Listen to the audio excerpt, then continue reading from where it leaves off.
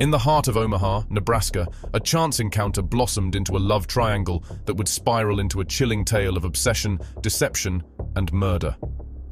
Meet Shanna Golyar, a woman consumed by a dangerous fixation on Dave Kroupa, a hard-working single father seeking companionship.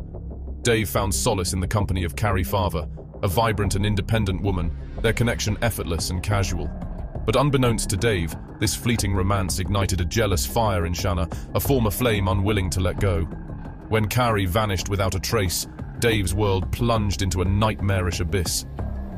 Disturbing messages, seemingly from Cari herself, flooded his inbox, laced with anger and accusations.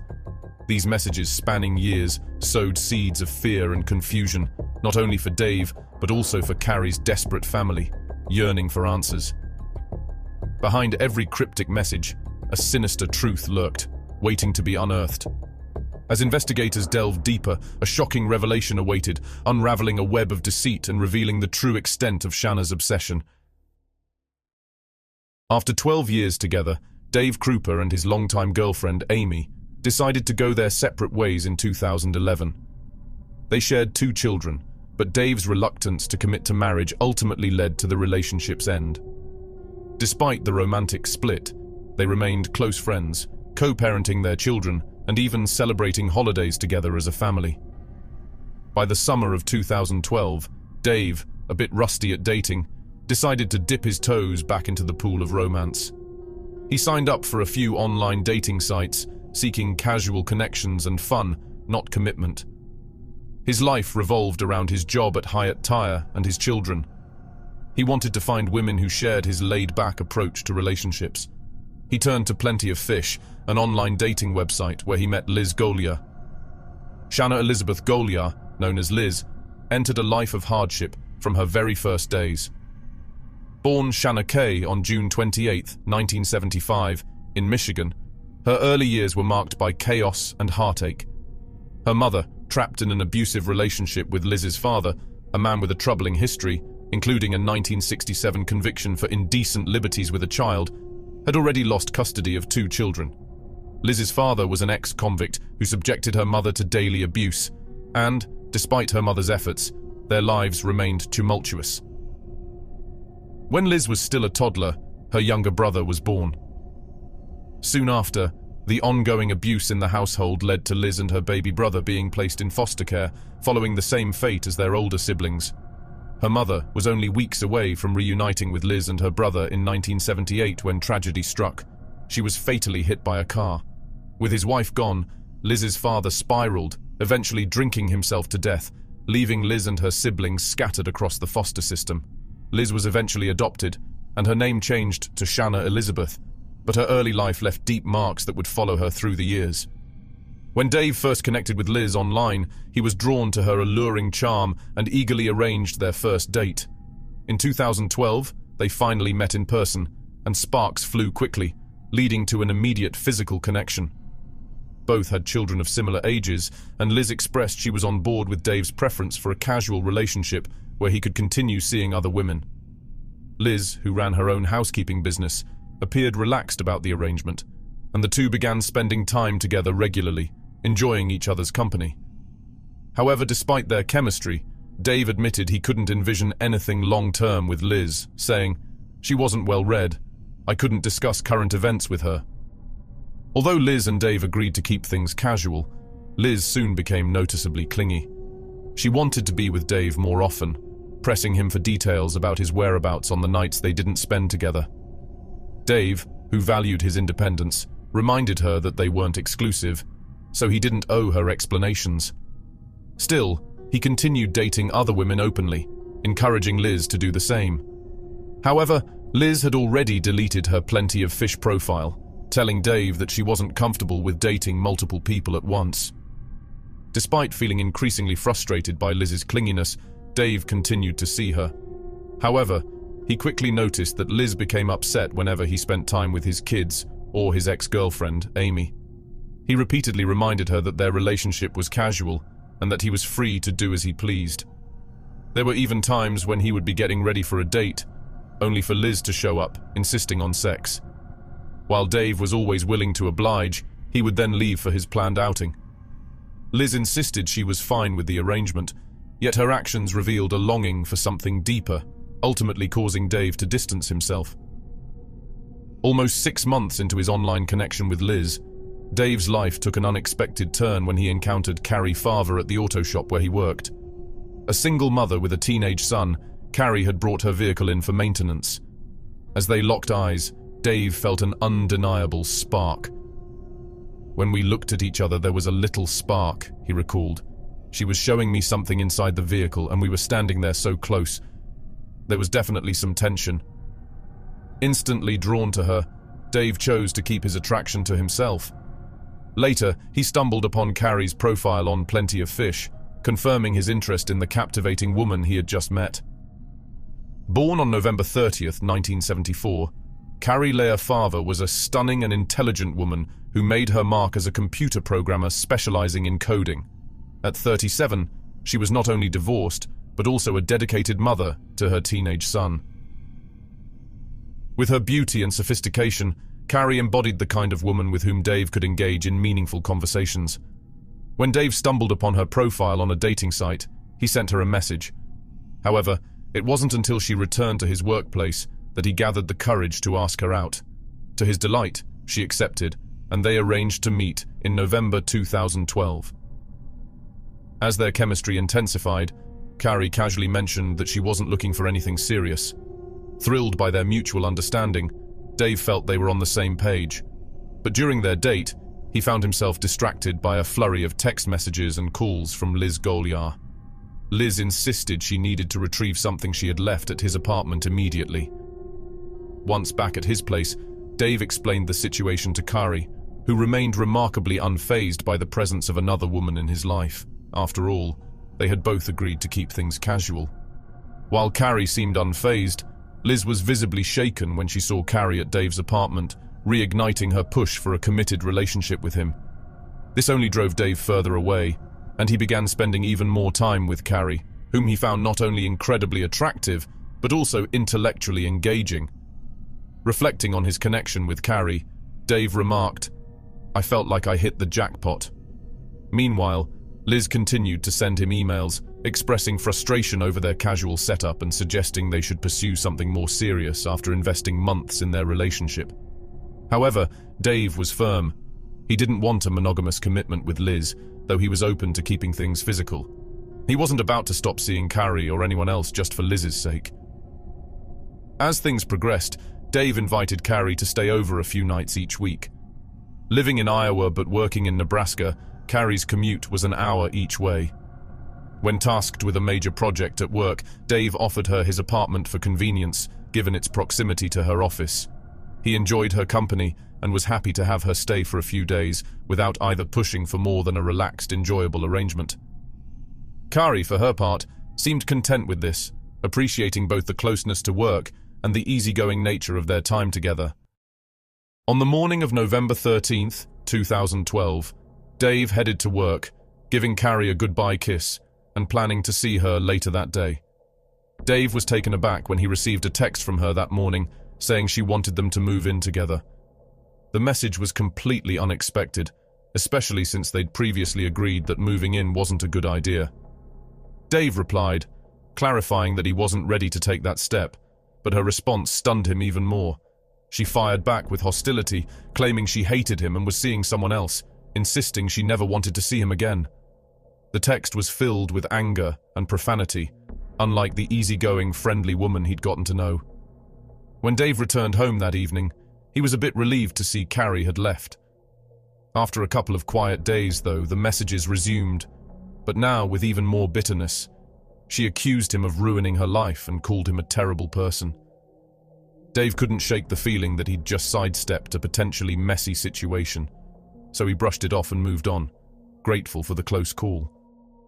After Dave and Cari's sudden breakup, his phone lit up with a steady stream of aggressive texts and emails from her.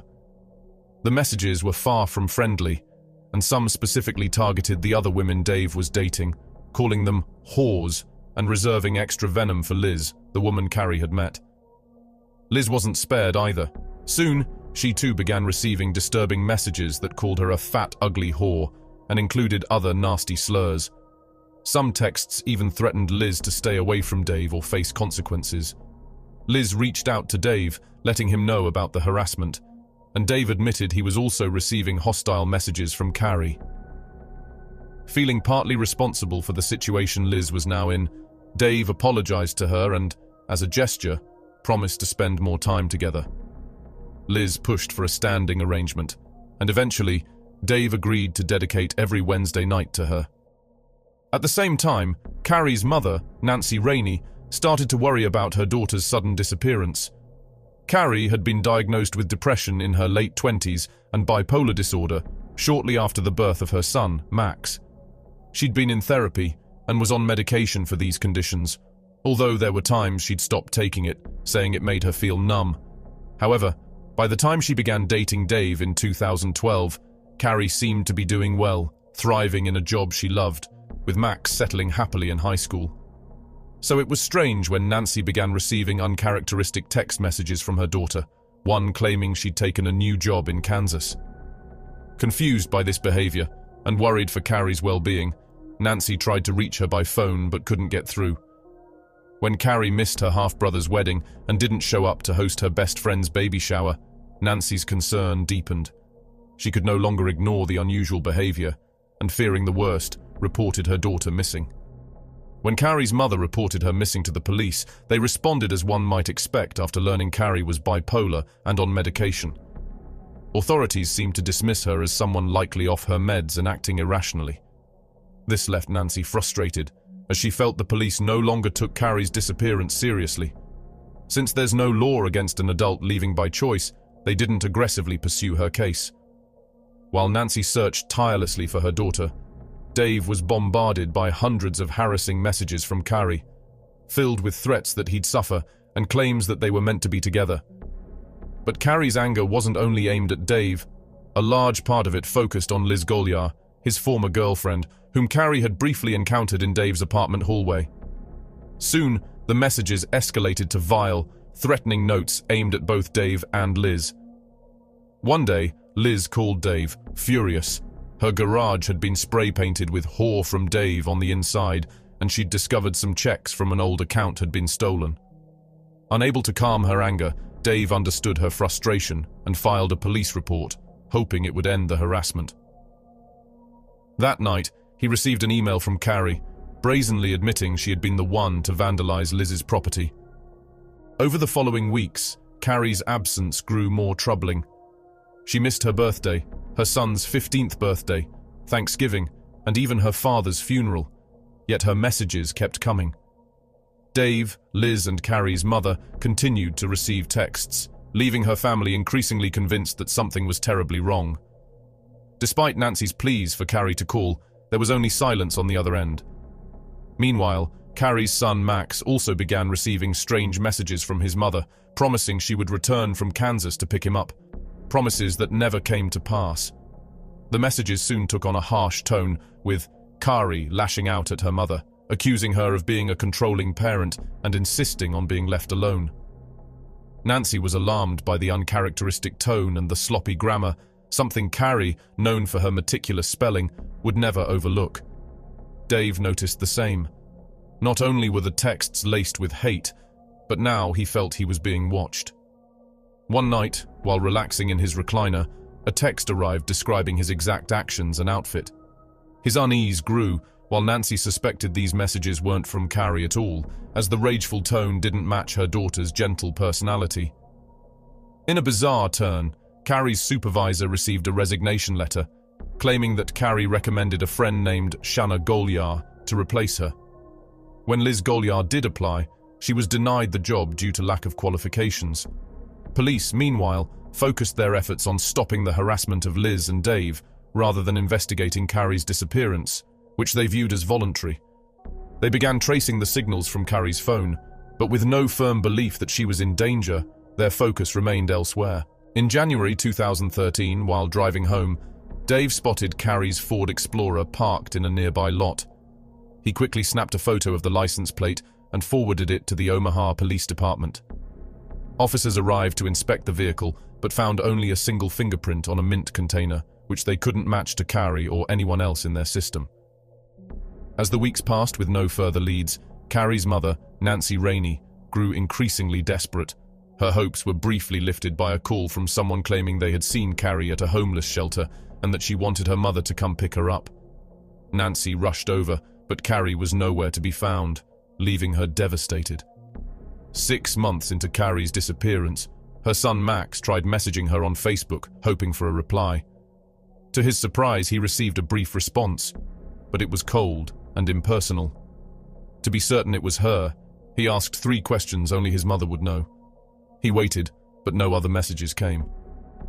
Dave and Liz continued to see each other on and off, even as the relentless flood of harassment messages from Cari showed no signs of stopping. Often, they'd be sitting side by side on the couch, only to receive simultaneous hostile texts and emails from Cari. One alarming message sent to Dave alone even threatened Liz's life, accompanied by a photo of a woman resembling her, bound in the trunk of a car. Shocked, Dave called Liz, who brushed it off with a laugh, insisting she was fine. But things took an eerie turn when Dave later received a link to a fake obituary for Liz. In August 2013, the situation escalated when Liz's house mysteriously caught fire, tragically killing her 2 dogs, a cat, and a snake. Fire investigators suspected arson, and Liz pointed fingers at Cari. Feeling the threat was closing in, Dave purchased a 9mm Smith & Wesson for protection. He soon found himself constantly on edge as bizarre incidents unfolded.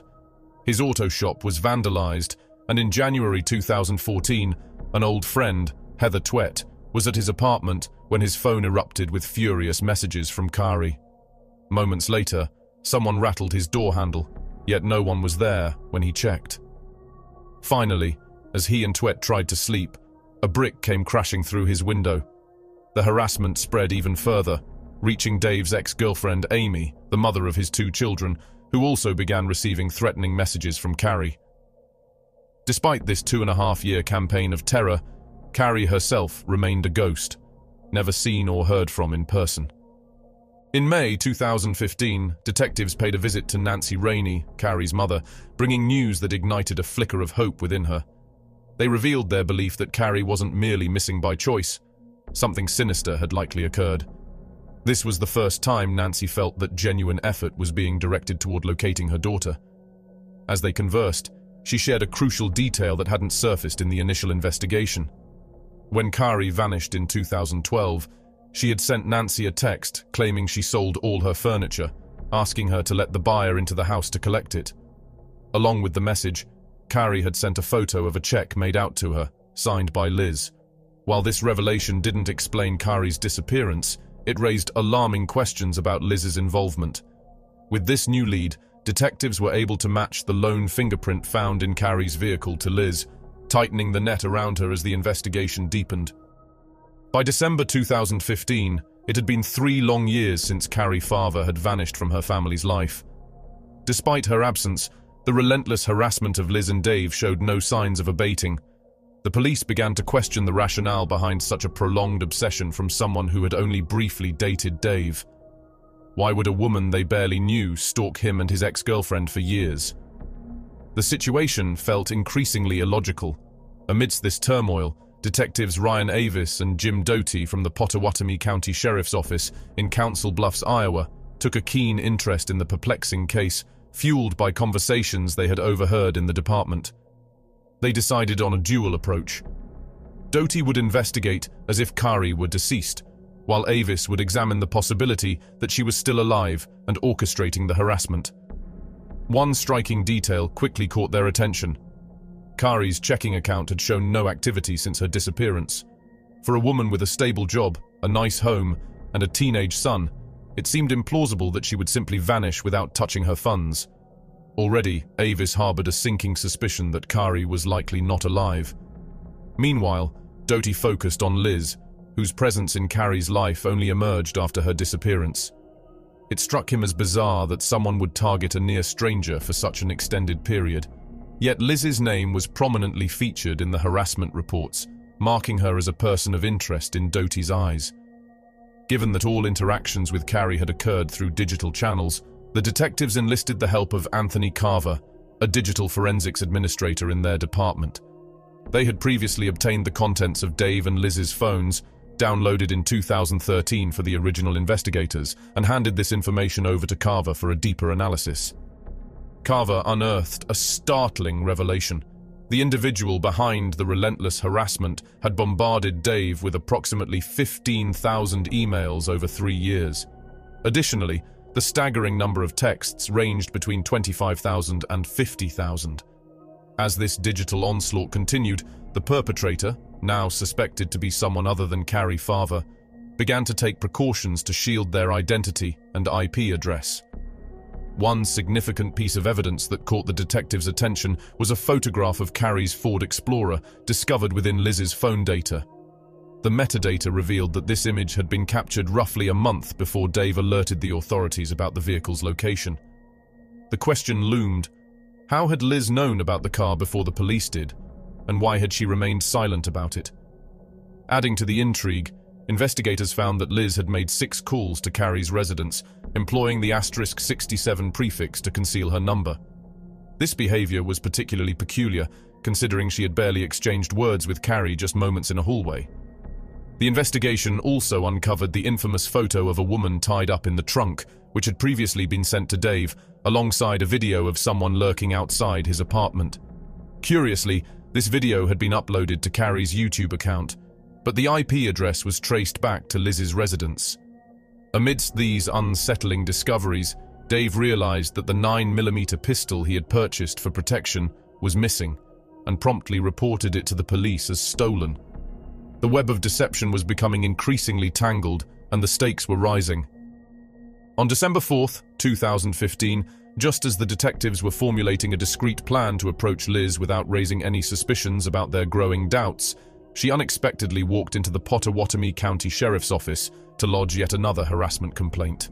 This time, her accusations were aimed at Dave's ex-girlfriend, Amy Flora. The detectives allowed her to file her complaint, but they soon visited her home under the guise of following up on her claims. Liz confidently asserted that she was now convinced Amy had been the one sending her the threatening messages all along, not Cari. When the detectives requested to download the contents of her phone for further investigation, they were taken aback when she willingly handed it over. During their discussion, Liz casually mentioned that she was aware of Dave's stolen 9mm Smith & Wesson and suggested that Amy might have been the thief.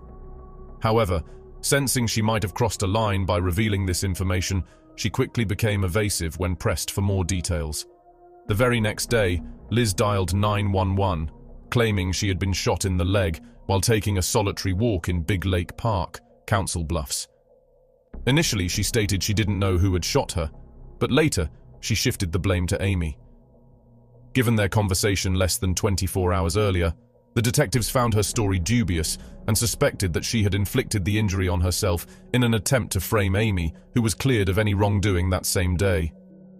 Meanwhile, at the station, Carver was deep into analyzing the data from Liz's second cell phone. What he uncovered was shocking. Liz had created over 24 fake email accounts, each one a twisted variation of Cari Farver's name. Additionally, he discovered she had been using a scheduler to time her messages perfectly, allowing her to flood both her and Dave's phones with venomous texts, even while sitting right next to him. This meticulous planning was a key reason why Dave had never considered Liz as a potential source of the harassment. Carver estimated that Liz had dedicated an astonishing 40 to 50 hours each week to maintaining this elaborate facade, pretending to be Cari Farver. 2 weeks after Liz's shooting incident, detectives summoned her for yet another round of questioning. Oblivious to the fact that she had become their main suspect, Liz continued to insist that Amy was the mastermind behind the harassment and threats. The detectives, playing along, expressed their belief in her story and sought her assistance in coaxing a confession from Amy regarding Cari Farver's disappearance. Liz, eager to prove her point, fabricated emails she claimed were from Amy to present to the police. The detectives skillfully maintained their facade, even when they received messages purportedly from Amy in which she confessed to shooting Liz at Big Lake Park. With an unsettling sense of control, they urged Liz to ask Amy, whom they suspected was Liz herself, about the details surrounding Cari's death. Liz eagerly complied, soon forwarding an email she alleged was from Amy. In it, She described how Cari had been stabbed 3 to 4 times and disposed of in a garbage bag. However, frustration mounted for Liz as days passed without any arrest of Amy.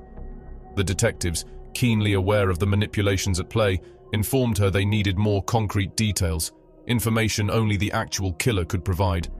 Hours later, they received additional emails from Amy, claiming that Cari had been brutally murdered in her car. Despite having previously searched the vehicle, the detectives decided to conduct a deeper examination. As they peeled back the fabric of the passenger seat, they discovered a red stain that was later confirmed to be Cari's blood. With this shocking revelation, investigators concluded that the murder likely took place in Omaha, prompting them to enlist the help of the Omaha Police Department. Cold case homicide detective Dave Schneider joined the team, ready to unravel the web of deceit surrounding Cari Farver's disappearance. At this critical juncture, Detective Schneider brought Liz in for a formal interrogation regarding Cari Farver's mysterious disappearance. Confronted with a mounting pile of evidence against her, Liz steadfastly denied any knowledge of Cari's fate or the menacing messages that followed.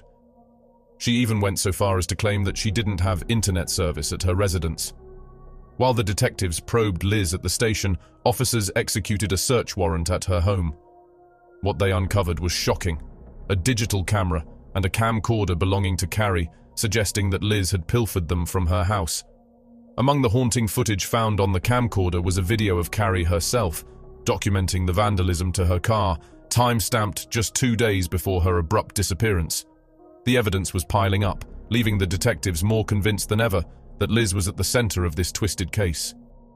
On December 22, 2016, Liz was taken into custody and charged with first-degree murder. Douglas County Attorney Brenda Beadle voiced her concerns about the extraordinary challenges of prosecuting such a convoluted case.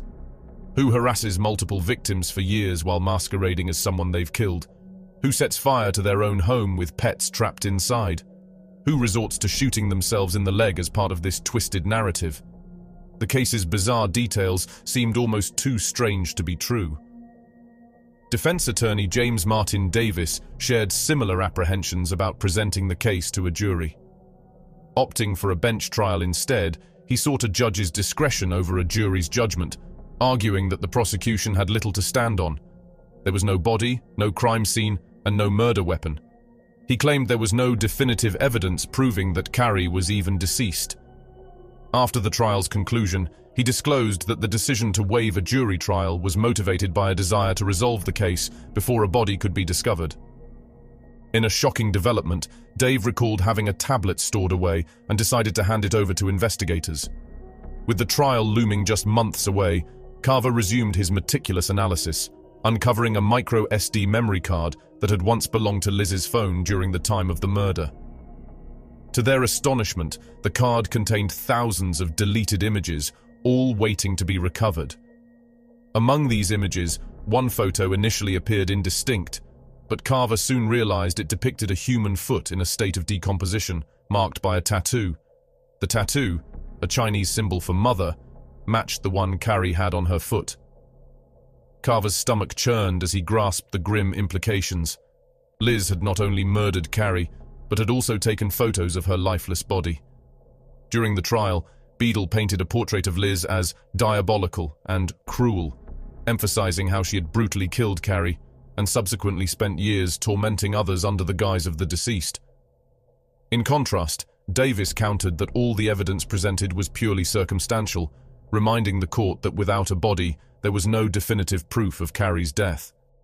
In 2017, Judge Timothy Burns delivered a decisive blow to Liz's defense, rejecting all arguments and declaring her guilty of first-degree murder. He sentenced her to life imprisonment without the possibility of parole, along with an additional 20 years for second-degree arson, having found her culpable for setting her rental home ablaze. Liz promptly filed an appeal, but it was swiftly denied. Today, she resides in the Nebraska Correctional Center for Women, still proclaiming her innocence and asserting that the true killer of Cari Farver remains at large. Despite the passage of time, Cari's body has never been recovered, and the chances of the cold-hearted murderer disclosing its whereabouts seem slim. While the mystery of what transpired in Cari's final moments may never be fully unraveled, one fact stands undeniably clear. Liz Golyar is the one responsible for her death. One night, while Cari was still missing, her mother had a poignant dream featuring her late ex-husband, Cari's father. In the dream, he reassured her with a gentle message: "Cari is with me." This vision brought some comfort to her mother, who longs for her daughter to be remembered not for the tragedy that befell her, but as the vibrant, talented, and intelligent woman she truly was. In honor of Cari's legacy, the Cari Farver Memorial Scholarship was established through the Pottawatomie County Community Foundation. This scholarship offers support to students pursuing degrees in information technology, ensuring that Cari's spirit of ambition and creativity continues to inspire future generations. The truth, like a long-buried secret, finally emerged from the shadows. For years, Cari's family had endured the agonizing uncertainty of her disappearance, their hearts heavy with grief and unanswered questions. The revelation of Shanna Golyar's twisted scheme, her years of deception and manipulation, brought a bittersweet sense of closure. Shanna's reign of terror, built on a foundation of jealousy and obsession, was finally over. Her conviction brought a measure of justice for Cari and a glimmer of peace for those who loved her. Dave Kroupa, forever marked by the ordeal, lives with the haunting memory of those dark years, a stark reminder of how easily a nightmare can engulf one's life. Cari's family and friends cherish her memory, remembering her vibrant spirit and unwavering love. Her story stands as a chilling testament to the dangers of unchecked obsession, urging us to be vigilant, aware, and courageous in the face of dangerous relationships. Though shrouded in darkness and heartbreak, the story of Shanna Golyar, Dave Kroupa, and Cari Farver also speaks to the resilience of truth and the enduring strength of love. May Cari's memory live on, her story a beacon of hope and a powerful reminder that even in the face of unimaginable tragedy, the light of truth can ultimately prevail. If you found this video compelling, leave a like and your thoughts in the comments. Be sure to subscribe and watch our other videos.